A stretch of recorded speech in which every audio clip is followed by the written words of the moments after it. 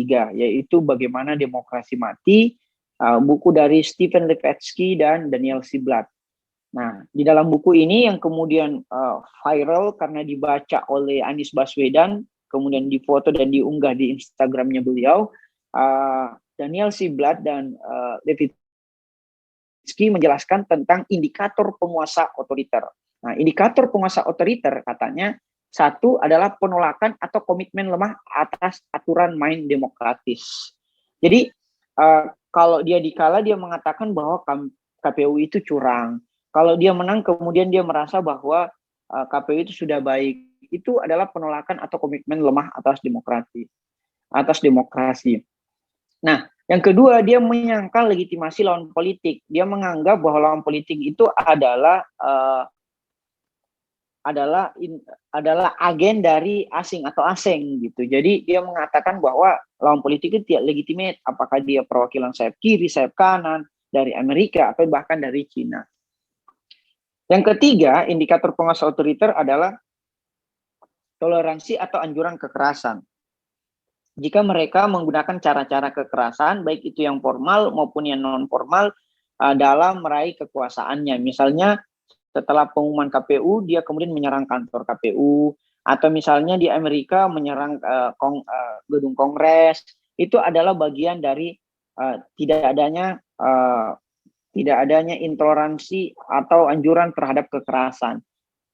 Nah, yang keempat, kesediaan membatasi kebebasan sipil lawan termasuk media. Dalam artian lawan itu pada berangus atau diberedel, termasuk media-media, baik itu media publik maupun media nasional. Jadi ini juga bagian dari upaya untuk pelemahan terhadap pilar demokrasi keempat, yaitu kebebasan pers. Nah, saat berkuasa, pemimpin yang otoriter yang kemudian mengakibatkan kematian demokrasi itu melakukan 3 hal menurut pengamatan Daniel Levitsky dan Ziblatt, yaitu menangkap wasit. Satu, dia menangkap wasit dalam artian para pengadil, dalam artian ini pengadilan, kejaksaan misalnya kalau di Amerika Latin, atau bahkan KPU, itu pada ditangkapin karena merasa bahwa dulu inilah orang-orang yang menghambat keinginan saya untuk berkuasa. Yang kedua, dia menyingkirkan pemain. Apakah dia mengekstradisi para lawan-lawan politiknya, atau menangkapi lawan-lawan politiknya, mengkriminalisasi atau mentahanan politikan, itu bagian dari menyingkirkan pemain. Dan yang ketiga, mengganti aturan. Jika aturan itu tidak mendukung kekuasaannya, dia menggantinya dengan atau merevisinya dengan aturan yang lebih mendukung kekuasaannya.